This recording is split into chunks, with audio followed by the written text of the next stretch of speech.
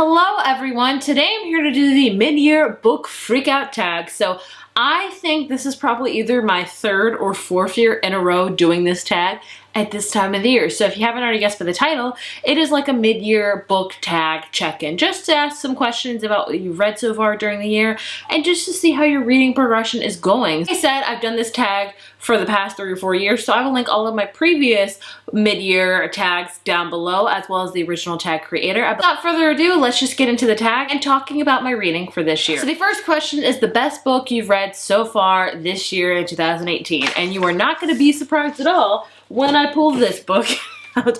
And that, of course, is The Nightingale by Kristen Hanna. I read this very, very early on this year, and it is still my favorite book. I said when I read it, this is probably my favorite book of the year, and it's still holding true. I honestly don't think there's going to be a book that tops this book that I read this year, so, I mean, spoiler warnings for my end of the year video, this will probably be #1, but seriously, if you haven't read this book, please do. It is an adult historical fiction novel, which I know is daunting. It scared the mess out of me before I read it. I was like, I'm nervous, I'm not going to love it, it's going to be too much. I fell in love with it. It's going to be a book that grips you and stays with you for a long, long time afterwards. So, I'm going to try not to use this book to answer every single question for this video, because I'm sure I could, because my love knows no bounds or no ends when it comes to this book. Next question is the best sequel you've read this year, and surprisingly, I haven't read too many sequels. I want to say I've only read maybe like 3 or 4, which were midway through the year, so that's kind of shocking. My reading tastes have changed so much this year, as you'll see. My favorite sequel that I've read, hands down this year, has got to be Thunderhead by Neil Shusterman. It's the second book in the Arc of a Scythe series, and I love it. I love Scythe. This book has been getting a lot of hype recently, and it's well-deserved, I think. Sometimes I know with hyped books, you're like, is it great or is it just overhyped? With this one, I fully stand behind the hype. It is an amazing series, a very thought-provoking one, a very gripping one, action-packed. I love it. I think I really enjoyed the sequel much more than the first one, which doesn't happen to me too often, but yeah. Favorite sequel for sure. The next question is new release that you haven't read yet but want to. Time to go through my whole TBR. I've been decent with new releases this year. Not the best. But ones I can think of that come to ones I can think of are Sky in the Deep by Adrienne Young, came out recently. I have not read that yet. Definitely want to.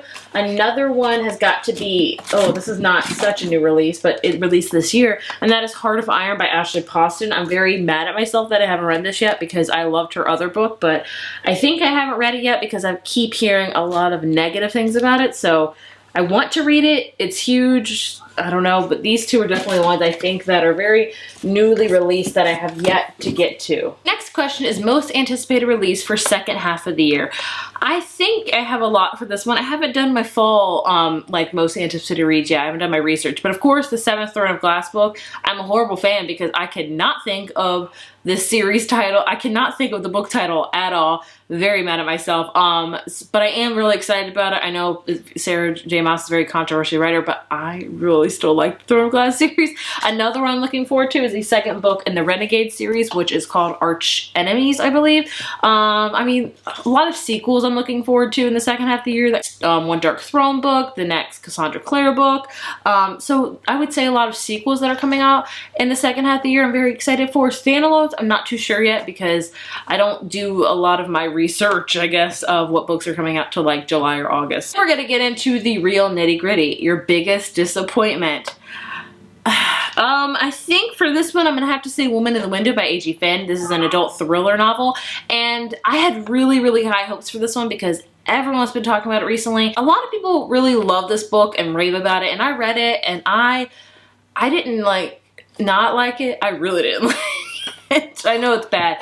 And that is a book I think that you're either gonna love it or you're gonna hate it. I don't think there's a lot of people that are just gonna be so-so about it. I think you're either on really one end of the spectrum, love it or hate it, and I'm one that, I don't want to say I hate it, I just really didn't enjoy it, so that was a really big disappointment for me. Another one, I can't think that I really I was going into with such high hopes and then it didn't happen. Maybe The Hazelwood by Melissa Albert, that's over there, so I'm lazy. But I think I went into that really expecting to love it, and I came out liking it, but kind of disappointed by it. So that I think are my biggest disappointments for this year. Talk about the biggest surprise, and I have quite a few of those. This is the year where I picked up a lot of random books that I was very, very surprised with. First up, the Beartown series. I read these books on a whim last month and was floored by how much I love them. Like, I expected to like them. I did not expect to fall in love with them. So Town is an adult fiction series about this town of Beartown. It's kind of like ice hockey. It's much more intense, but it's very, so good. Definitely surprised me of how much I fell in love with these. Like some of my favorite reads of the year, honestly. Highly recommend these. This one just came out. This one was released last year, so please read them. Another one that was a surprise for me is Young Jane Young by Gabrielle Zevin. This is another adult book. I picked this one up completely on a whim this year. I just picked it up from my shelf, wanted to check it out, fell in love with it. It's all about this woman that gets involved with this congressman, has an affair, and she gets thrown under the bus, honestly, and just about her starting her life over. So good, not talked about nearly enough. Last surprised, a YA one at that, is Little Did We Know by Tamara Ireland Stone. Again, picked this one up on a whim. Well, it was coming out in June this month, and then I decided to read it, and I fell in love with it. It's a beautiful, quiet story that I just could not recommend enough. Perfect summer read. Oh, so surprised by all of these books. Like, look how many I have I'm holding up. Loved every single one of them and was surprised by all of them. Please read all of these. Take your pick. Read them all. Next up, we have a favorite new author, or it could be new to you, and I'm using the new to you option. That has got to be Kristen Hanna, hands down. She wrote The Nightingale, she wrote The Great Alone.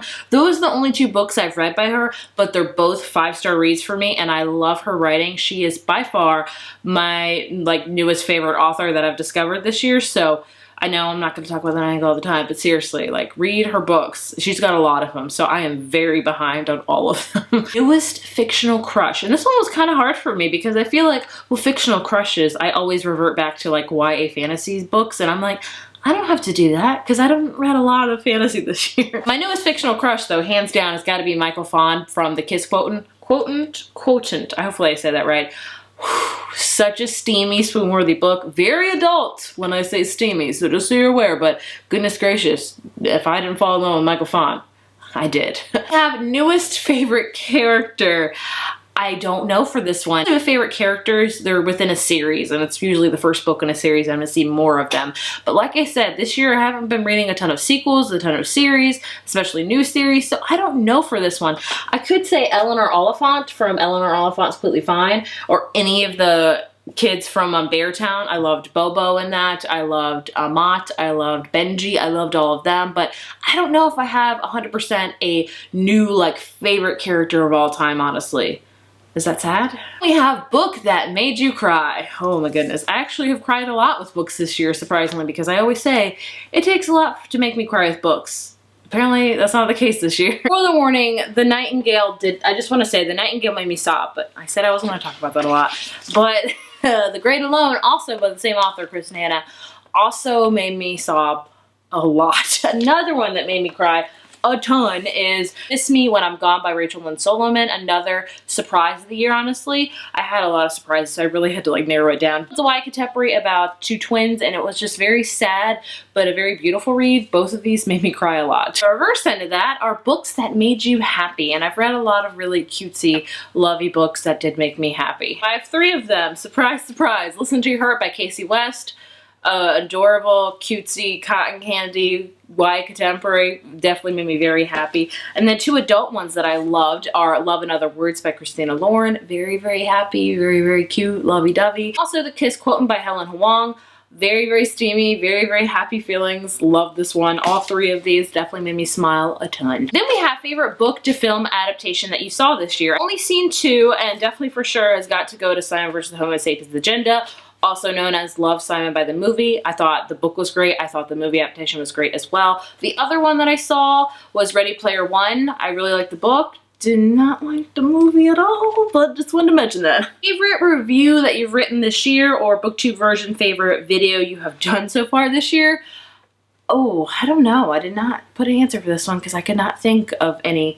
I mean, it's hard to say. I really like doing my seasonal videos for favorite summer reads, spring reads, all that type of things. I'm not going to say my bookshelf tour because that's not out yet because I still need to do it, but I'm going to do it this year for sure, so I guess that will be that. I don't know. I'm really behind on things. We have most beautiful book you've bought this year or received. Oh my goodness. I'm so excited for this one. It's down that has got to go to Children of Blood and Bone, Tomi Adeyemi. And this book, the cover is beautiful, but I love it because they went a step further. Map and then the actual hardback. is stunning. This is by far my favorite book cover of the year. I can't get over it. Last year I gushed about Strange the Dreamer, the UK version. This year I'm gushing about this book. Stunning. The last question is, what books do you still need to read by the end of the year? I was planning to do my TBR check-in, but then when I did my, stats for that, I got really depressed because I have not accomplished a lot when it comes to my personal TBR this year. So I have a lot that I still need to read by the end of the year. So the two that I still talk about time and time again are Carry On by Rainbow Rowell. I started this but never finished it. And I was like, oh crap, I don't know if I'm going to love it. So that's why I haven't finished it yet. I just didn't want to be the one to refuse, but I want to finish it. And then The Gentleman's Guide to Vice and Virtue by Mackenzie Lee. I'm thinking about getting this one on audio because I've heard amazing things about the audiobook. Those two, any others for sure. There's no two, these are the only two that like it needs to happen by the end of the year. It's devastating that they're still on my TBR, honestly. So yeah, need to get to work. And there you have it. That is the mid-year book freakout tag. Overall this year I'm doing really, really good, I think, with reading, and I will have a video coming up very soon showing you all of the books that I've read thus far for this year. It's a lot. So in that video I'm going to hold up all the books that I've read this year so far and tell you what I rated them. Just let me know how my reading's going so far this year. So either way, I hope you guys enjoyed this video, and if you did, be sure to give it a thumbs up, hit subscribe, and I will see you guys in my next one. Bye.